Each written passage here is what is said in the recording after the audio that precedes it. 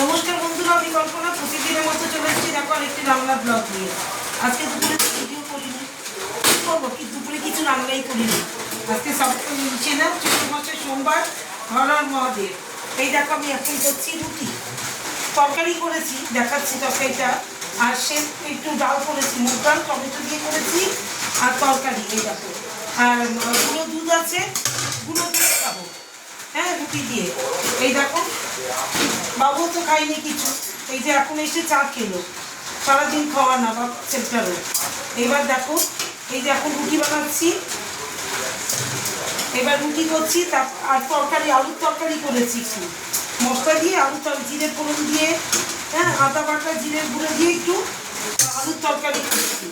এই দেখো দেখাচ্ছি আমি, একটা রুটি দিয়ে নিই। এই দেখো, চলো আমি দেখাচ্ছি। এই যে এই দেখো এখানে, এই দেখো আলুর তরকারি করে নিয়েছি, একটু ঝাল ঝাল করে আলুর তরকারি করেছি, হ্যাঁ। আর এটার মধ্যে আদা গ্রেট করে দিয়েছি, আর তোমার জিরের গুঁড়ো আর একটু সামান্য কাশ্মীরি লঙ্কার গুঁড়ো দিয়েছি, এই জন্য লাল হয়েছে, কাঁচা লঙ্কা। আর এই দেখো টমেটোর ডাল করেছি, একটু ডাল সেদ্ধ করে মুগ ডাল দিয়ে টমেটোর ডাল।